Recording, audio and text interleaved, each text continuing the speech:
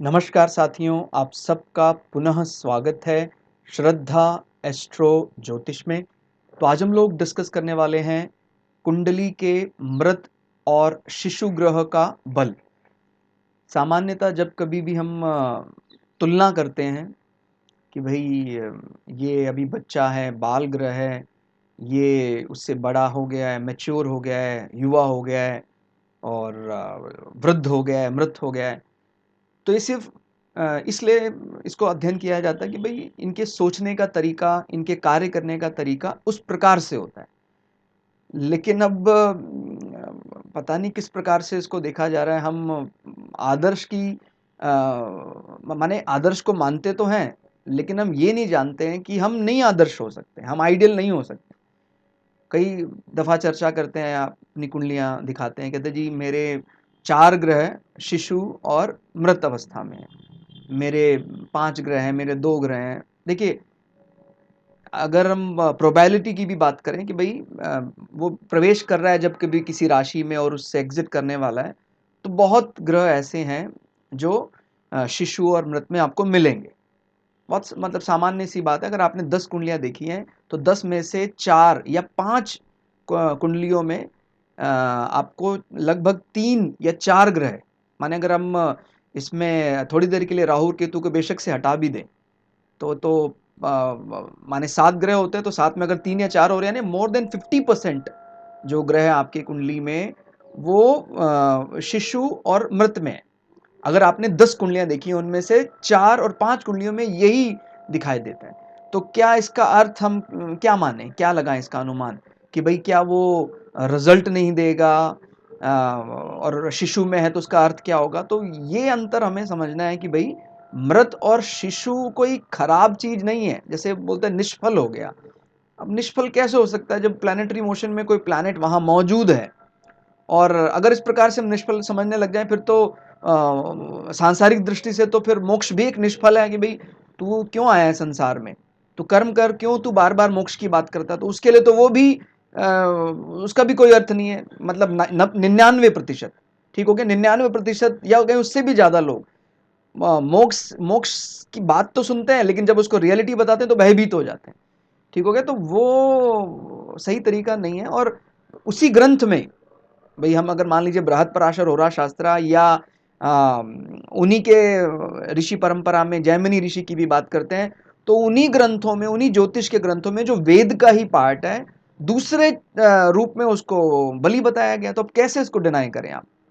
तो सर खाली समझने का तरीका है। यहाँ इस स्लाइड में हमने ये जो पॉइंट जो लिखे हैं, अगर आप ये समझ जाते हैं कि भई जहाँ शिशु डिग्री की बात आती है, शिशु डिग्री यानी 0 डिग्री कुछ मिनट है, 1 डिग्री कुछ मिनट है, तो उन डिग्रियों में या 2 डिग्री कुछ मिनट है, तो वो क्या बात कर रहा है? मेनली सृजन की बात कर रहा है। सृजन यानी अभी-अभी जो पैदा हुआ है। ध्यान दीजिए, आपके घर में कभी भी बालक का जन्म हुआ है, तो कितनी ज़्यादा धनात्मक ऊर्जा का संचार हो जाता है कि भई इनका वंश बढ़ गया है। वो एनर्जी शायद बच्चा युवा है तब शायद एनर्जी वो फील नहीं होगी, लेकिन जब जन्म होता है तो हम अपने सारे कटु अनुभव भी भुला देते हैं। माने हो सकता है कुटुंब परिवार में एक साथ लोग ना आते हो, लेकिन बच्चे का जन्म हुआ है तो सारे इकट्ठे हो जाते हैं। इसी प्रकार से मतलब मैं ऐसा नहीं बोल रहा हूं कि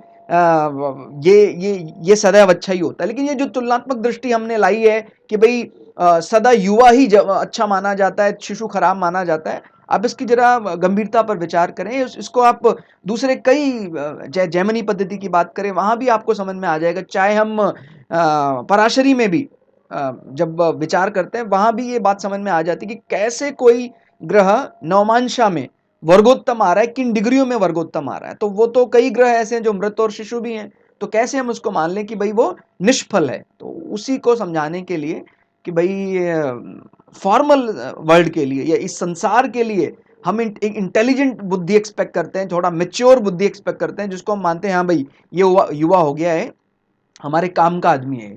लेकिन मुझे तो लगता है इसी काम के चक्कर में हमने अपना जो वास्तविक शांति है वो खो दी है। इसलिए खाली वो कामना नहीं करनी है भाई सारे युवा हों, फिर आप काम तो लगेंगे, लेकिन जहाँ बात है कि फिर कभी ईश्वरीय कुछ आपको समझना होगा या कभी आनंद लेना होगा। आनंद माने शिशु ज्यादा विचार नहीं करता है, उसको कभी काम करते आप देखिएगा, वो तो संसार के इन बंधनों में जल्दी लिप्त नहीं होता है जब तक उसकी वो युवा उसमें ना पहुंच जाए। तो वही वो बात कर रहा है कि जब किसी भी परिवार में जन्म होता है, मृत्यु होती है, तो चाहे कुटुंबी जन एक दूसरे से वैमनस्य भी रखते हैं, फिर भी सब एकत्र हो जाते हैं। तो कुटुंब को बांधने में सृजन और मोक्ष एक अहम भूमिका अदा करते हैं और उसको हम डिनाय कर देते हैं। तो शिशु डिग्री का अर्थ क्या है कि वो बड़ा ज्यादा सृजनात्मक शक्ति उसके अंदर है और जिज्ञासु प्रवृत्ति है।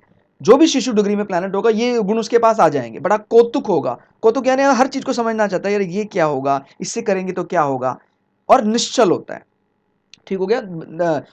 वैज्ञानिकों में भी ये दोनों ही गुण मुख्य रूप से देखे जाते हैं, मोक्ष डिग्रियां भी और शिशु डिग्रियां भी, क्योंकि हम हर चीज को रिसर्च एनालाइज करना चाहते हैं, गंभीर अध्ययन भी करते हैं और कई दफा ऐसे प्रयोग भी करते हैं वैज्ञानिक जो एक बाल बुद्धि दिखाई देते हैं। तो ध्यान दीजिए, बाल बुद्धि आपकी आपकी जरूरत है, नहीं तो जीवन में शांति नहीं मिलेगी। घर में अगर एक बच्चा है, दो बच्चे हैं, छोटे छोटे घूमते हैं बच में, तो घर का वातावरण अलग हो जाता है। अगर कोई गंभीर व्यक्ति भी रहते हैं तभी भी अगर शिशु है घर में, तो बड़ा हास्य विनोद आ जाता है, प्रसन्नता आ जाती है।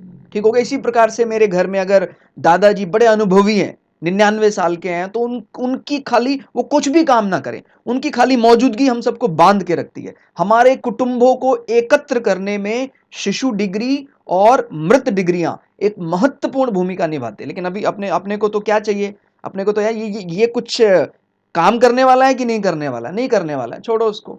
यही बुद्धि तो परेशान कर रही है।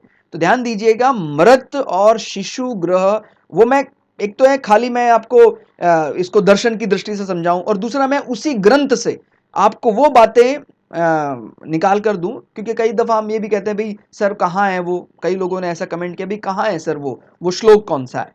आप खुद से समझिएगा कि, और ये कोई बहुत ज्यादा छुपाने वाली बात नहीं है, सभी लोग करीब करीब जानते हैं कि कैसे मृत और शिशु ग्रह के बल को उसी बुक ने, उसी बृहद पराशर होरा शास्त्रा ने, उसी ज्योतिष की माने वेद की नेत्र ने उसको प्रतिपादित किया है कि वो किस दृष्टि में बलि माना जा रहा है।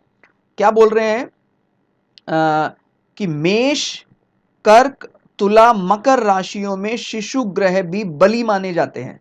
ठीक हो गया। अब आपको लग रहा है सर इसका क्या प्रमाण हो सकता है, प्रमाण आप स्वयं दे दीजिएगा। अभी हम आगे बढ़ेंगे तो आप खुद ही आप समझ जाएंगे इस चीज को।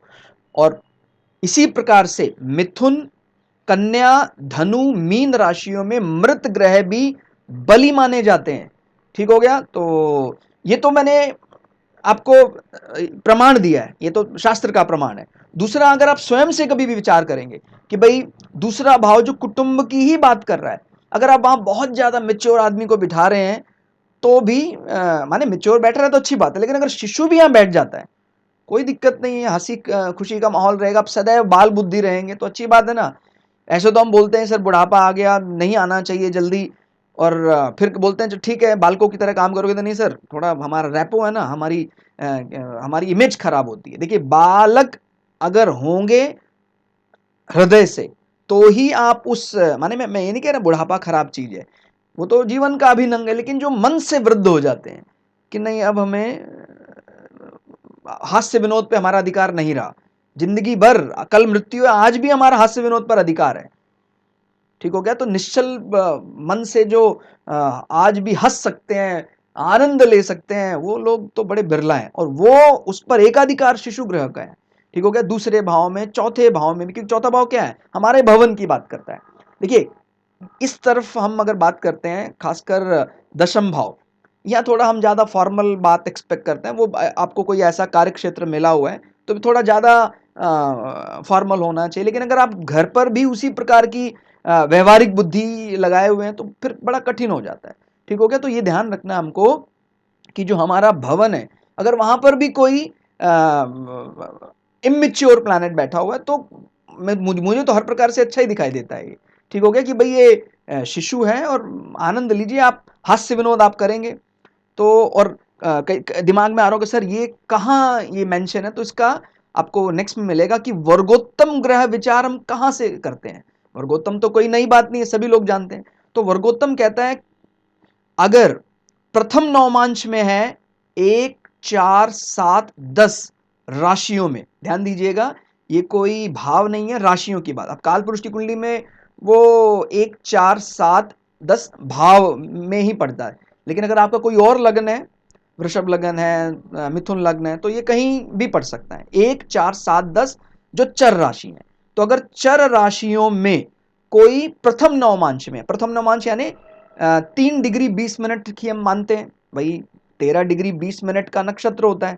उसको अगर हम वो इस प्रकार से डिवाइड करते हैं, हर नक्षत्र के साथ विचार करते हैं, या अगर राशि में मानते हैं, माने ये 30 डिग्री का स्लॉट एक राशि का, अगर इसको हम 9 से डिवाइड कर देते हैं, ठीक हो गया, तो लमसम आप 3 डिग्री 20 मिनट का एक आपको स्लॉट मिल रहा है। तो वही वो नवमांशा की विचार कर रहा है। माने अगर हम नक्षत्र से ज्यादा या राशि से समझे तो ज्यादा क्लियर होता है कि भाई नवमांशा एक तो क्यों प्रभावशाली ज्यादा है, क्योंकि वो सभी नक्षत्र के भी चरणों पर स्पेसिफाई हो जाता है। इसलिए D9 को D1 के बाद दूसरे नंबर का बल दिया गया है। ठीक हो गया। तो 108 हमारे नामाक्षर होते हैं अलग अलग नक्षत्र के चरण के हिसाब से, इसी प्रकार से 108 हमारे नवमांशा होते हैं। तो अब वो बोल रहे हैं किसी राशि की बात बता रहा हूं। टोटल अगर हम ज़ोडिएक की बात करेंगे तो ज़ोडिएक में तो 108 अलग अलग नवमांशा निकल कर आएंगे, लेकिन अगर हम राशि की बात करेंगे तो एक राशि में 9 नवमांशा है भाई। 30 डिग्री का राशि है, डिवाइडेड बाय 9 कर रहे हैं तो 3 डिग्री 20, 3 डिग्री 20। तो क्या बोल रहा है कि भाई प्रथम नवमांशा, प्रथम नवमांशा किसका? मेष, कर्क, और यही हमने ऊपर लिखा हुआ है, मेष, कर्क, तुला और मकर, यही राशियां हैं। ठीक हो गया। क्या बोल रहे हैं कि अगर ये प्रथम नवमांशा में है तो वो वर्गोत्तम माना जाएगा। वो ग्रह अगर इन डिग्रियों में है तो वो वर्गोत्तम माना जाएगा। तो अब आप स्वयं ये बात तय करें कि भाई ये सही है या नहीं है। तो वर्गोत्तम हो गया तो फिर वो चाहे कितने डिग्री में बैठा, वो तो 0 डिग्री का बैठा है तो वर्गोत्तम है, बहुत ज्यादा बली हो गया है वो। ठीक हो गया। इसी प्रकार से वर्गोत्तम नवमांश विचार हम अंतिम नवमांश में करते हैं। उसको वर्गोत्तम अंतिम नवमांश में किन राशियों में माना जाता है?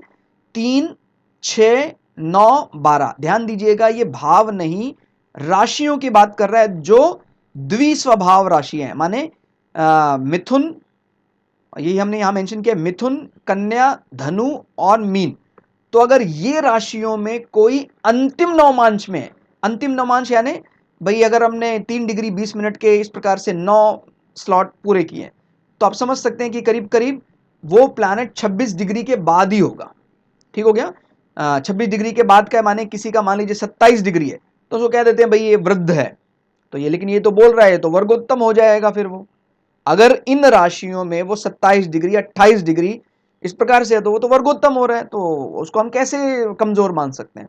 या कह रहे भाई ये तो निष्फल हो जाएगा, ये तो आपका फल ही नहीं देगा। अभी हम बोल रहे हैं ये वर्गोत्तम है, अभी बोल रहे हैं निष्फल हो जाएगा। तो ये ध्यान दीजिए, वो हर बार एट दैट इंस्टेंट, उस समय पर, क्योंकि तुलना में ऐसा नहीं कर सकते हैं कि भाई हम कहते हैं रेस में तुलना करते हैं कि भाई हम बंदर की तुलना रेस लगाने में चीता से कर देते हैं तो बंदर धीरे भागता है, लेकिन जब आपको पेड़ पर चढ़ने की तुलना करनी होगी तो फिर बंदर जैसे एनिमल देखने पड़ेंगे। माने ये तो मैं एक उदाहरण दे रहा हूं। ऐसे ही जिस परिप्रेक्ष्य में बात बोली गई है वहां पर वो तुलना करने की बात कर रहा था कि भाई जैसे आपके पास सांसारिक दृष्टि से आप देखना चाह रहे हैं कि भाई मेरा ये प्लैनेट युवा है, ये वृद्ध है और ये शिशु है, तो हम सांसारिक बुद्धि से इसको ज्यादा महत्व देते हैं, हमारी बुद्धि इस पे ज्यादा रहती है। लेकिन वही वही ग्रंथ उन्हीं उसी गुरु परंपरा के जो दूसरे ऋषि हैं, ऋषि जैमिनी तो एकदम डंके की चोट पर बोल रहे हैं कि भाई अगर आपके क्योंकि कारकों में आपको पता है उन्होंने स्थिर कारक की बात नहीं की है, उन्होंने चर कारकों की बात की है, बदलते रहते हैं। और वो किस कारक से सबसे ज्यादा इंपॉर्टेंस किसको दे रहे हैं? आप मतलब विचार करके देखें कि वो ये बोल रहे हैं कि आपका होली सोली लग्न किस पर डिपेंड करता है? जिसकी डिग्री सबसे ज्यादा है। और ज्यादातर कुंडलियों में कोई ना कोई प्लैनेट जिसकी सबसे ज्यादा डिग्री है वो 25-26 डिग्री के आसपास तो मिलता ही है। तो आप विचार करें, 26 डिग्री 27 डिग्री जो हम कह रहे हैं भाई ये तो वृद्ध है, या 28 डिग्री 29 वो तो मृत है। तो आत्मकारक मान रहे हैं उसको। इसी प्रकार से अगर वो सातवें भाव के कारक के रूप में देख रहे हैं, जो चर कारक माना जाता है जैमिनी पद्धति में, वो सबसे कम डिग्री वाले को आपके स्पाउस के साथ रिलेट करके देख रहा है, तो क्या ये इंपॉर्टेंट भाव नहीं है? इसको तो हम शक्ति मानते हैं। सातवां भाव मानिए अगर ये शिव है, ये इसकी शक्ति है, उस प्रकार से देखते हैं। तो हमारे पार्टनर के लिए सबसे कम डिग्री वाला प्लैनेट कारकत्व डिसाइड कर रहा है, यानी जिसकी शिशु डिग्री है, चाहे वो 0 डिग्री का हो, 0 डिग्री 0 मिनट 1 सेकंड का प्लैनेट हो, तभी भी हम उसी को मान रहे हैं। क्लियर हो गया? तो हमें बात ध्यान रखनी है कि भाई ये उस दृष्टि से कि भाई वो बच्चे वहां खड़े हैं उस पर्टिकुलर लाइन में कि भाई एक युवा है, एक मृत है, एक शिशु है, तो भाई युवा को सांसारिक दृष्टि से बोलते हैं भाई कार्य करना है। लेकिन जब कभी हम अब आते हैं दूसरे, पूरा हमारा विजन चेंज हो गया, कहते भाई अब दर्शन शास्त्र पर आते हैं। दर्शन यानी फिलोसफिकल नॉलेज, कौन बढ़िया इनको राय दे सकता है? कहता है उसके लिए हमें चाहिए वृद्ध और मृत, क्योंकि मृत यानी यहां पर बार बार मृत्यु को ही जोड़ देते, समझ में नहीं आता है। कल एक कुंडली डिस्कस की जहां पर ऐसा बोला, पहली दफा तो हम काफी पूर्वाग्रह से ग्रसित हैं कि भाई मेरे जीवन में मेरा चार्ट गलत नहीं हो सकता, ये मैं अपने लिए भी बात बता रहा हूं, ये गलत बात है। ठीक हो गया भाई? हम कैसे इस प्रकार की कामना करते कि भाई 100% सही होना चाहिए? तो मैंने ये बात बोली, भाई आपका जो पार्टनर है वो आपके मोक्ष का कारण बनेगा।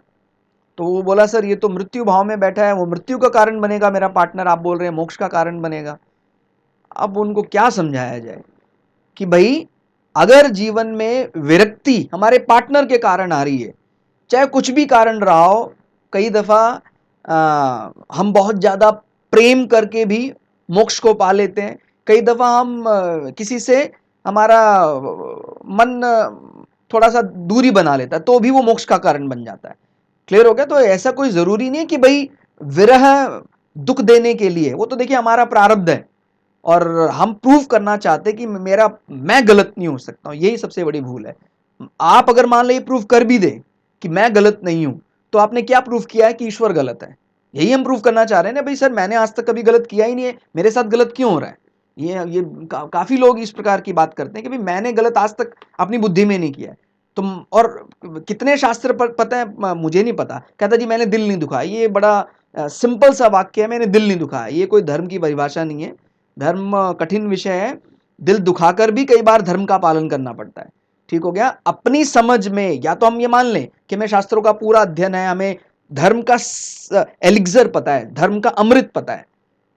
खाली किसी डेटी को भजना भी मात्र इतना धर्म नहीं है कि मैं समय पर मैं उस तीर्थ स्थान पर पहुंच जाता हूं। कहता है मैंने तय किया है हर 15 दिन के बाद मैं गंगा स्नान करता हूं, मैं हर 15 दिन के बाद यमुना स्नान करता हूं, हर 15 दिन के बाद किसी तीर्थ में जाता हूं। और अंदर की बात, सदाचार और जीवन में डेली रूटीन में आप लोगों से कैसे टैकल करते हैं, आप कोई रेसिज्म, रंग भेद, नस्ल भेद और उसमें कैसा बिहेव करते हैं?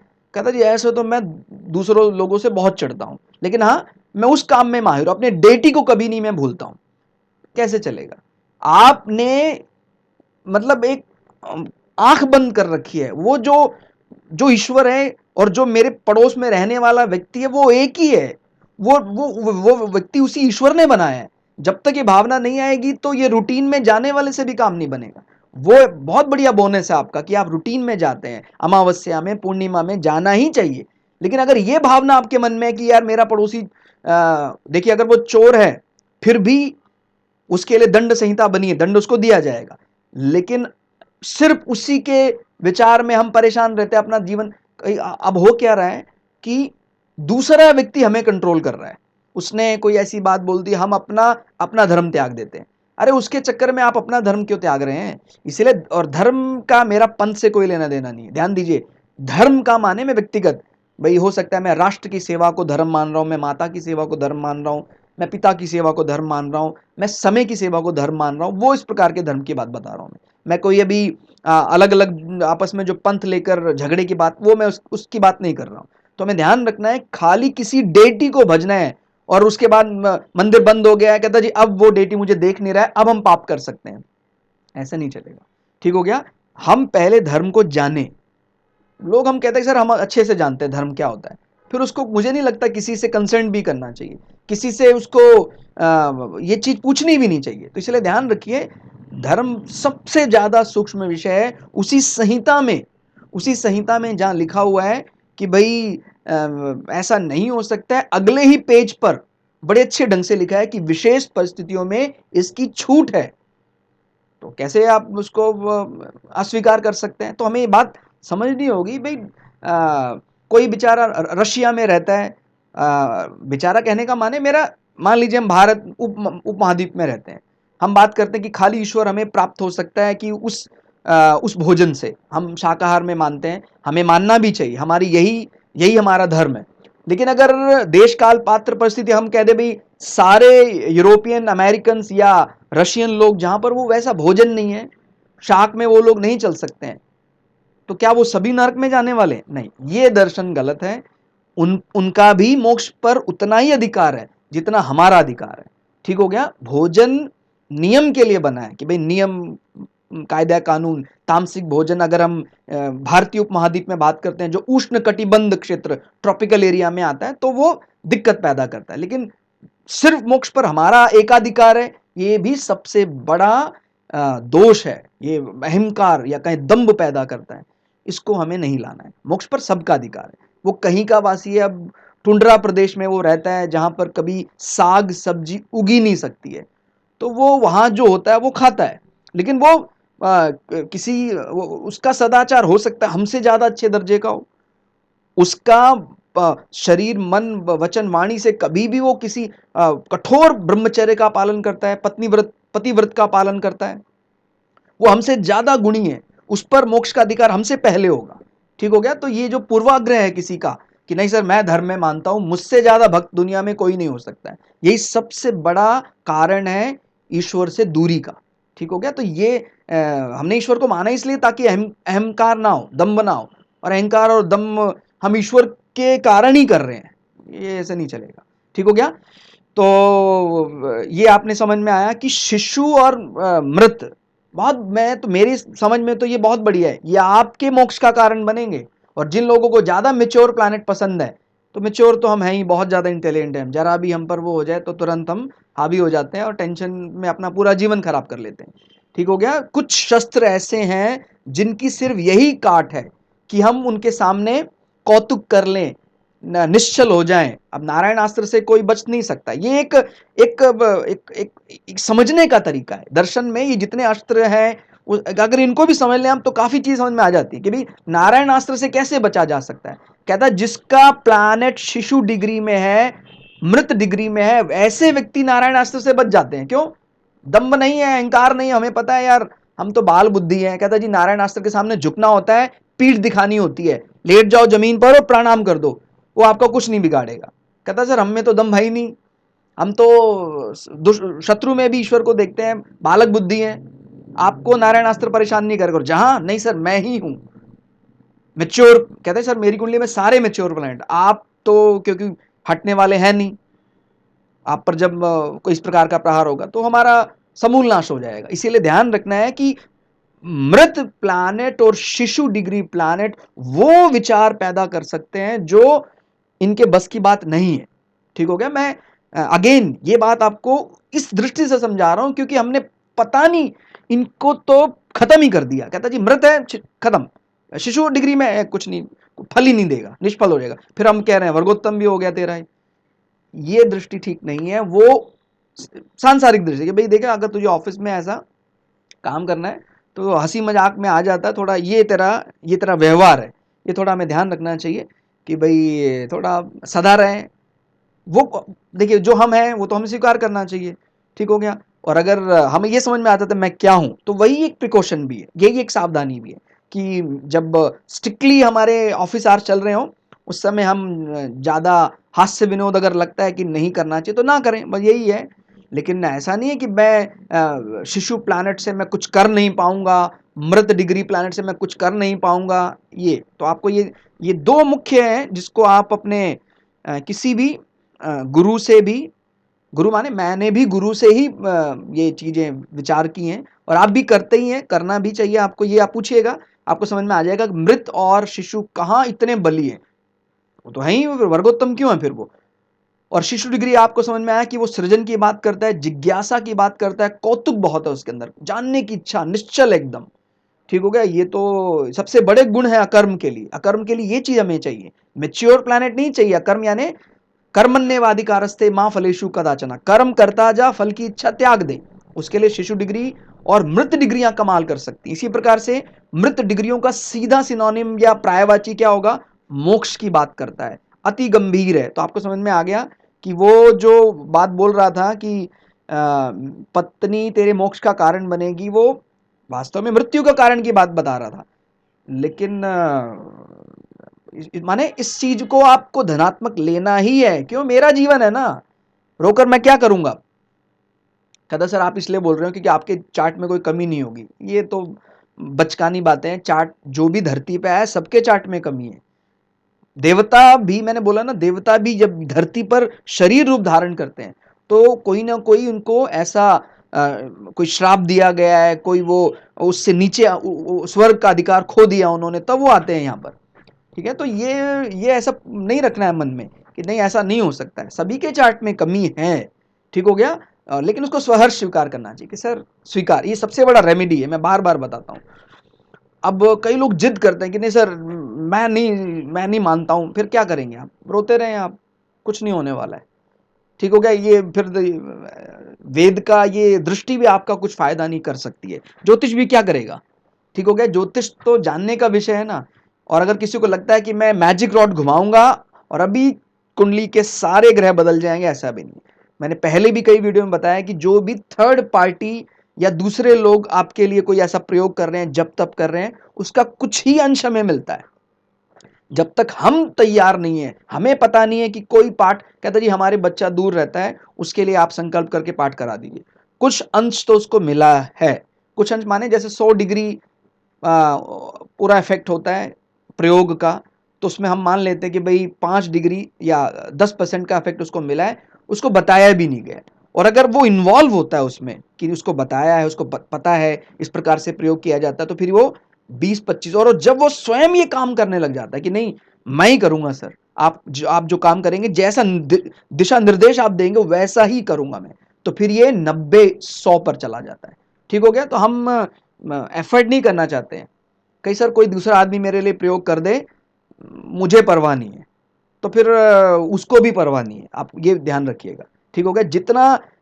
जितना डेडिकेट होकर आप किसी कर्म को करेंगे, अपनी कमी को ऐसे ही नहीं छुपा सकते हैं आप। भाई कोई अनुशासन जीवन में रखना नहीं है और बात करते कि सर मेरा हृदय पवित्र है, ऐसे नहीं।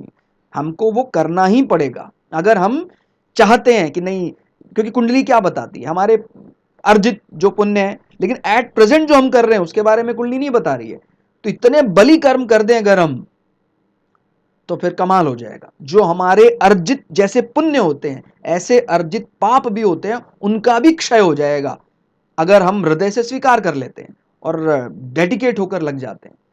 ठीक हो गया। तो ये हमें ध्यान रखना है। शिशु डिग्री और मृत डिग्री। मृत डिग्री का क्या मतलब होगा, मोक्ष की बात करता है, अति गंभीर होता है। कोई गंभीर विषय पर अध्ययन करना, बहुत गंभीर, जहां पर हो सकता है एकदम मृत्यु और इस प्रकार की कोई बातें निकलती हैं, वो ये जानते हैं। ठीक होगा। बड़े शांत है, बहुत एक्सपीरियंस इन प्लैनेट्स को होता है जिनकी डिग्रियां ज्यादा हैं, और बहुत विचारक, बहुत बड़े विचारक माने जाते हैं इस प्रकार की डिग्रियों में। तो इसका तो आपको, मुझे लगता है ये सबके जीवन में होना चाहिए।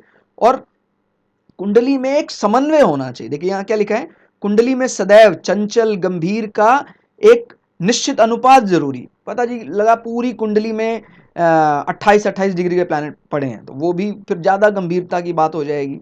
तो हम तो चाहते थोड़ा हास्य विनोद भी हो, थोड़ा गंभीर भी हो, और उसमें भी फिर हम और भी कई बातें देखते हैं। भाई जैसे सूर्य है, सूर्य राजा है, मान लीजिए, जैसे हमने एग्जाम्पल चार्ट में लिया है, सूर्य कम डिग्री का है। अभी ये बृहस्पति बहुत ज्यादा डिग्री का है। तो सामान्य दृष्टि में क्या बोलेंगे, भाई तेरा सूर्य निष्फल है। कहता जी उच्च का है, कहता जी फिर भी निष्फल है।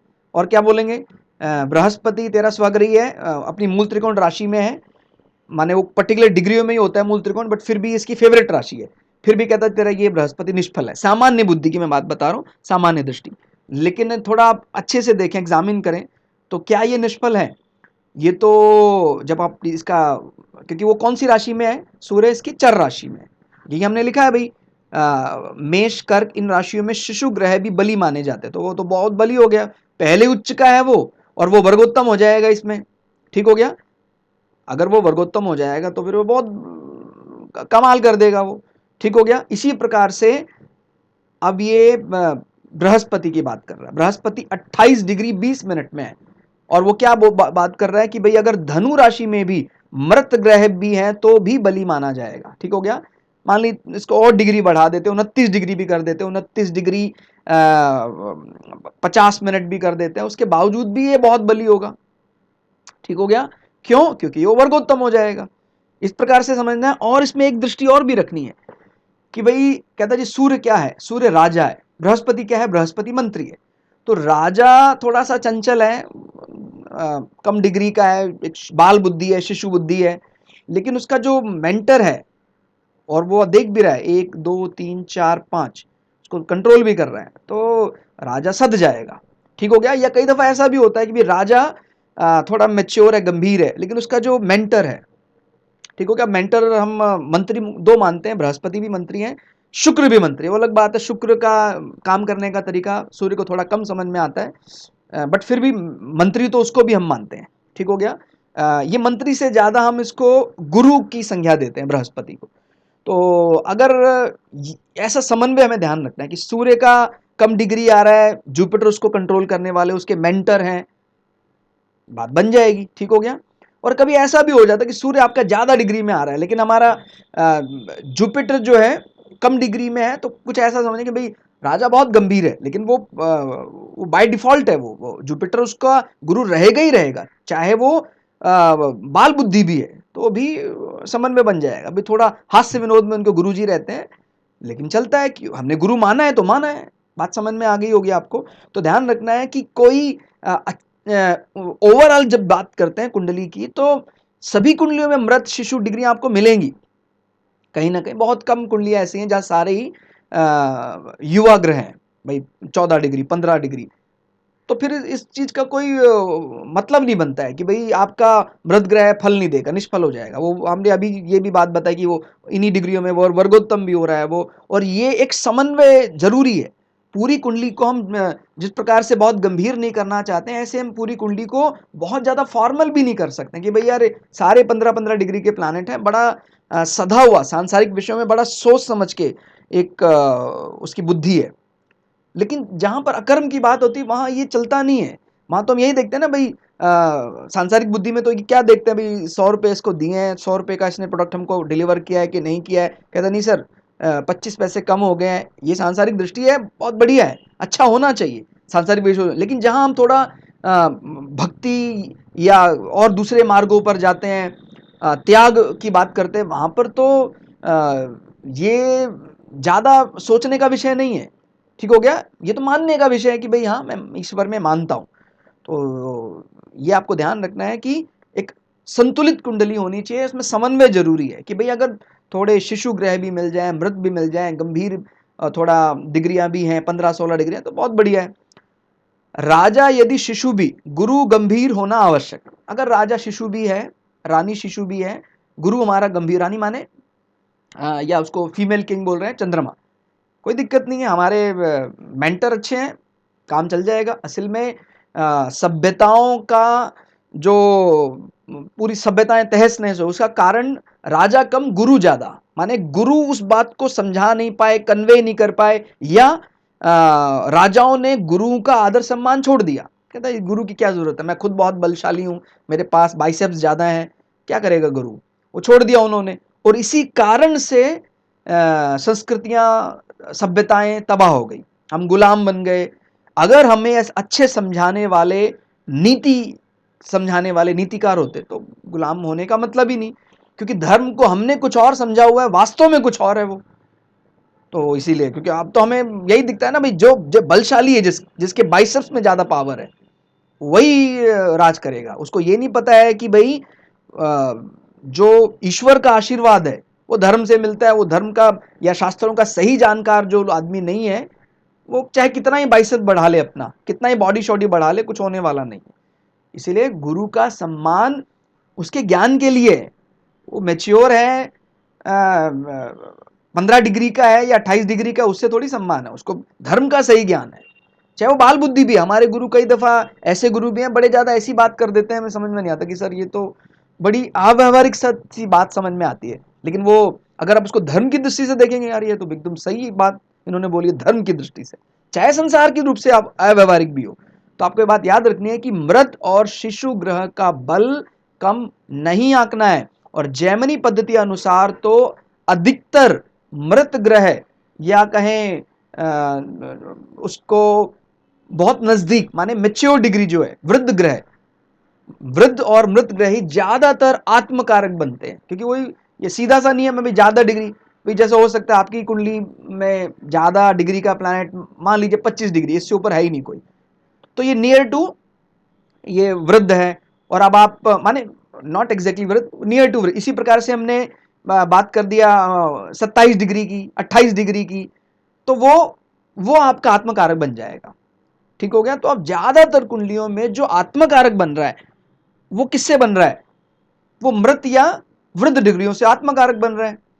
तो ये हमें ध्यान रखना है कि कैसे, क्योंकि जैमिनी ऋषि इसके लिए कमजोर प्लैनेट को तो नहीं चुन सकते हैं जो उसका चर कारक है। कैसे लग्न का कारक बन जाएगा वो, या 7वें भाव के लिए कारक कैसे बन जाएगा जो सबसे कमजोर प्लैनेट है, इमेच्योर प्लैनेट है, वो हमारे स्पाउस के लिए जिम्मेदार है? ऐसा कैसे हो सकता है? कभी आप विचार, कोई भी पार्टनरशिप है उस सब के लिए जो हम चर कारक देखते हैं जैमिनी पद्धति अनुसार, वो सबसे कम डिग्री का प्लैनेट देखते हैं, जो हम सामान्यतः शिशु में मानते। कहते हैं यार ये 1 डिग्री का प्लैनेट है, क्या करेगा ये, कुछ बल नहीं है इसके बाद। कहता है ये 28 डिग्री का प्लैनेट है, क्या करेगा, वो आत्मकारक है, वो ज्यादा एक्सपीरियंस प्लैनेट है, उसको ज्यादा अनुभव है। ठीक हो गया। तो आपको ये दृष्टि जरूर लानी है कि समन्वय जरूरी है, और निरंतर ईश्वर का नाम लेते रहें, हमारा जीवन सार्थक हो जाएगा। इसी मंगल कामना के साथ कि ज्योतिष ने जो दृष्टि दी है वो ब्रिज है, एक इस संसार यानी लोक और परलोक के बीच में एक ब्रिज का काम करता है। खाली लोक सुधारने के लिए ज्योतिष नहीं पढ़ना चाहिए कि मेरा बैंक बैलेंस में कब पैसे आने वाले हैं मुझे बताइए, वो फिर परेशान हो जाएगा, वो बहुत ज्यादा डेली इसी बिल, वो उसका ज्योतिष भी भला नहीं कर सकता है। हाँ, जिसके मन में ये विचार आ गया नहीं सर, मेरा मन में पूरा श्रद्धा विश्वास है, मैं लोक भी सुधारना चाहता हूं, परलोक भी सुधारना चाहता हूं, उसका ही ये शास्त्र भला कर सकता है। इसी मंगल कामना के साथ कि आप अपना पूरा भला करें, अधूरा भला नहीं करें, लोक भी सुधारे परलोक भी सुधारे, इसको अच्छे से पढ़ते रहें। और बार बार यही बात बताता हूं कि ज्योतिष का सुप्रीम ग्रंथ बृहद पराशर होरा शास्त्र नहीं, भगवत गीता है। पहले वो पढ़े, उसके बाद चाहे ज्योतिष का कोई भी ग्रंथ पढ़े, आप गुरुओं से दीक्षा लें, लेकिन निरंतर भगवत गीता का अलग अलग अध्याय जिसमें मन लगता है वो अलग अलग, कोई ये अर्थ समझना चाहता है कि भाई रज तम ये क्या है, वो 18वां अध्याय पढ़े। जिसको सबसे पहले सर मुझे तो अपने योगक्षेमम का मुझे दिक्कत है, मेरा दिन का रूटीन कैसा चलेगा, उसको 9वां अध्याय पढ़ना चाहिए। जो कर्म में उलझा हुआ है उसको 4था अध्याय पढ़ना चाहिए। ऐसे ही अलग अलग अध्याय भगवत गीता में निरंतर पढ़ते रहें।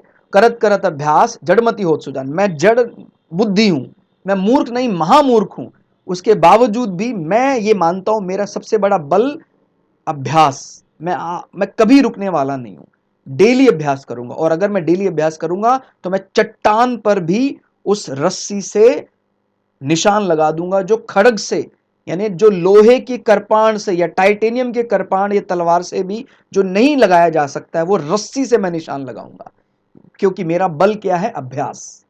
तो इसी को अपना बल आपको मानना चाहिए। मिलते हैं अगली क्लास में। आपको क्लास कैसी लगी कमेंट करके जरूर बताइएगा। तब तक के लिए जय श्री भगु।